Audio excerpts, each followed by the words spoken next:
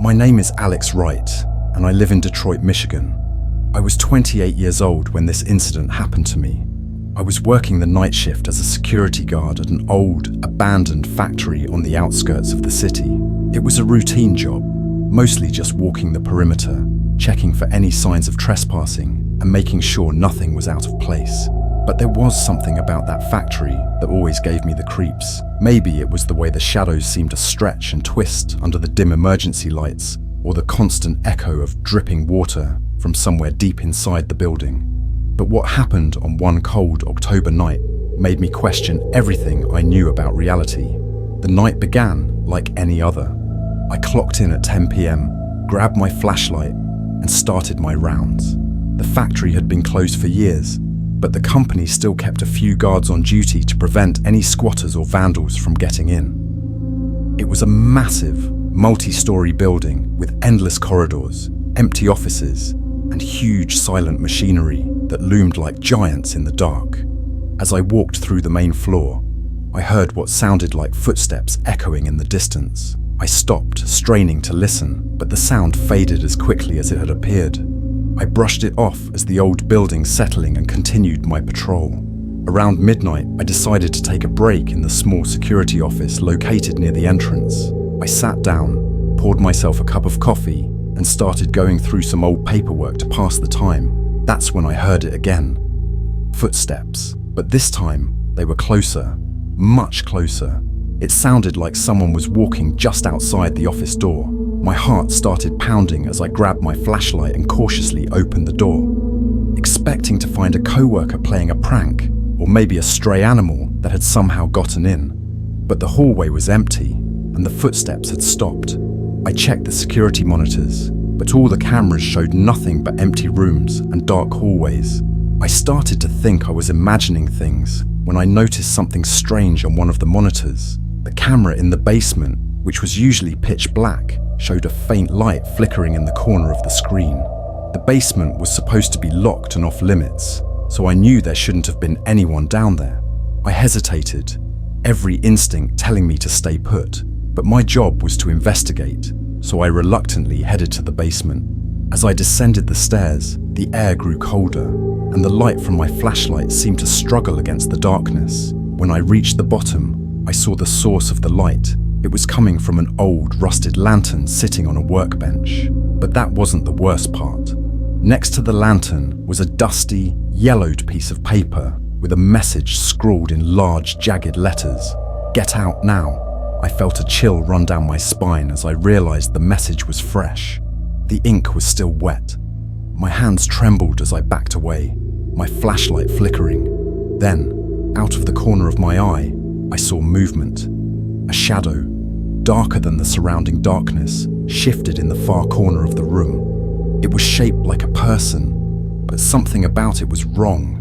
The proportions were off, too tall, too thin, and it seemed to be hovering slightly above the ground. I froze, unable to move or even breathe.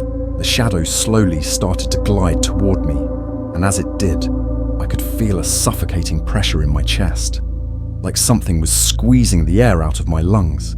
I stumbled backward, nearly dropping my flashlight, and bolted up the stairs. The pressure eased as I reached the top, but the sense of dread followed me all the way back to the security office. I locked the door behind me, my heart racing, and called my supervisor, barely able to form coherent sentences. He told me to stay in the office until my shift ended, and that he'd send someone to relieve me in the morning. I spent the rest of the night huddled in the chair, watching the monitors, but the shadow never reappeared, and the basement remained dark. When my shift finally ended, I handed in my resignation and never looked back. I don't know what I saw that night, but I do know that it wasn't human. That factory has since been demolished, but the memory of that shadowy figure still haunts me. Sometimes, when I'm alone at night, I can still feel that suffocating pressure, as if it's lurking just out of sight, waiting for the right moment to return. My name is Jonathan Pierce, and I live in Chicago, Illinois. I was 35 years old when I took a job as a night shift nurse at St. Mary's Hospital, a place with a history as long as it was eerie.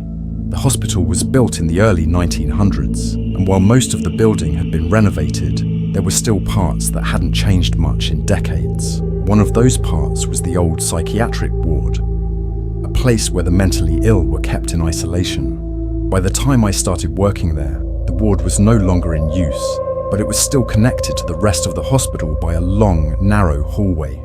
We called it the cold corridor, and for good reason. It was a quiet night and I was doing my rounds, checking on patients and making sure everything was in order. The hospital was usually calm after midnight, with most patients asleep and only a skeleton staff on duty. I was on my way to the break room when I noticed something odd, a faint light flickering at the end of the cold corridor. The corridor was supposed to be locked off, with no access to the old ward, so I found it strange that there was any light coming from that direction. Curiosity got the better of me, and I decided to check it out. As I walked down the hallway, the air grew noticeably colder, and I could see my breath in front of me. The light continued to flicker, as if it was coming from an old, faulty bulb. When I reached the end of the corridor, I saw that the door to the psychiatric ward was slightly ajar, a sliver of light spilling out from inside. I hesitated for a moment, but then I pushed the door open and stepped inside. The ward was exactly as I had heard, frozen in time, with old metal beds, rusting medical equipment, and peeling paint on the walls. The light was coming from an old lamp on a desk near the nurse's station, but what caught my attention was the figure sitting at the desk. It was a woman, dressed in an old-fashioned nurse's uniform. Her back turned to me, her hair was pulled back into a tight bun, and she seemed to be writing something in a large, leather-bound book. I was about to speak, to ask what she was doing there, but something about the scene made my skin crawl. The air was thick with an oppressive, heavy feeling, and the hairs on the back of my neck stood on end. As I took a step closer, the woman suddenly stopped writing. Slowly, she turned her head to the side, just enough for me to see the pale, ghostly profile of her face. Her eyes were hollow, empty sockets, and her mouth twisted into a sickening grin. My heart pounded in my chest, and I felt a wave of cold fear wash over me. I stumbled backward, nearly tripping over a broken chair, and turned to run, but the door I had entered through was now closed, and no matter how hard I pushed, it wouldn't budge.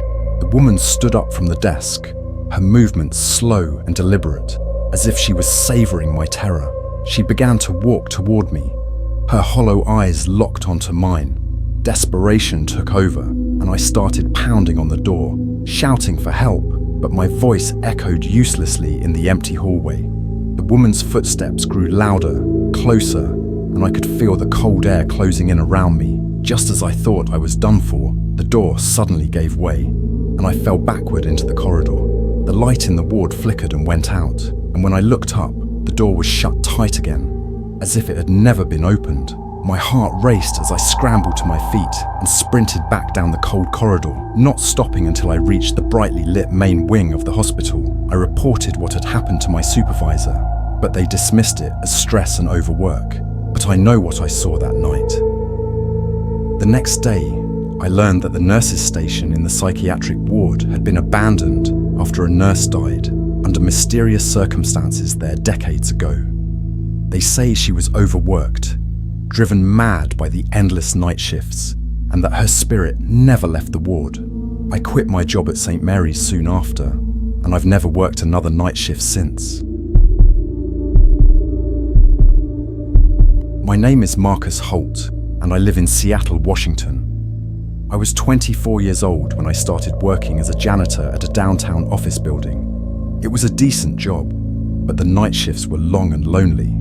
The building had multiple levels of underground parking, and part of my job was to clean those garages after hours.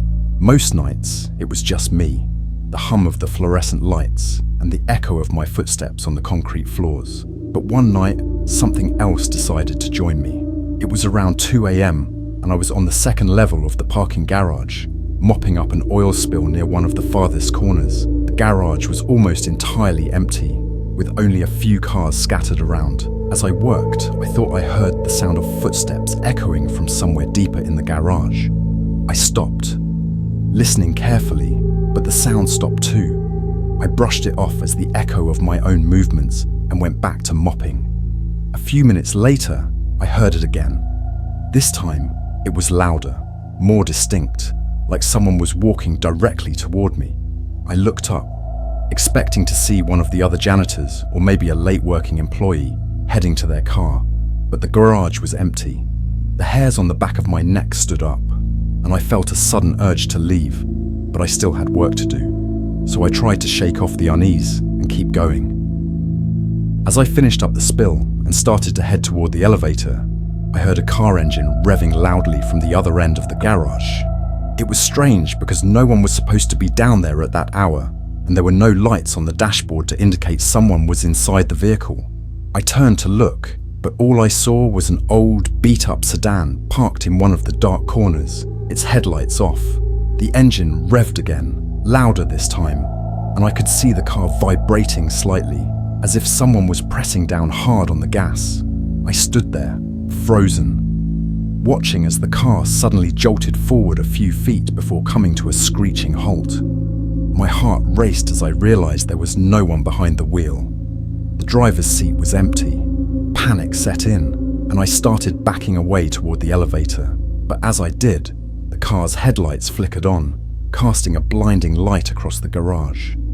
The engine roared to life, and the car started moving again, slowly at first, then picking up speed as it headed straight for me.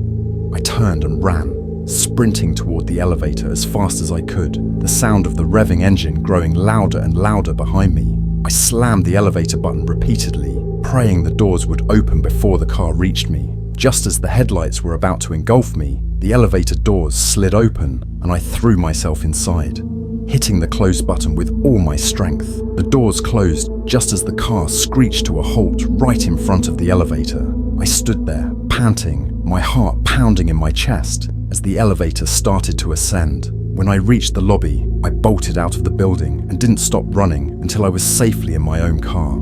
I sat there for a long time, trying to calm down, but the image of that empty driver's seat and the roar of the engine haunted me. The next day, I reported what happened to my supervisor, but they didn't believe me. They said the security cameras showed nothing unusual, just me running through an empty garage. I quit that job soon after, unable to shake the feeling that whatever was in that car was still down there, waiting for its next victim. My name is Ryan Marshall, and I live in Austin, Texas. I was 31 years old when this happened to me. I worked as an orderly at a small nursing home on the outskirts of town. My job was mostly mundane, helping the elderly residents with their daily needs, cleaning up, and occasionally dealing with medical emergencies. The night shifts were usually quiet, with most of the residents fast asleep. But one night, something happened that I'll never forget. It was around 3 a.m., the witching hour, when I was making my rounds through the halls. Most of the lights were dimmed, leaving only the faint glow of nightlights to guide my way. As I walked past room 207, I noticed the door was slightly ajar.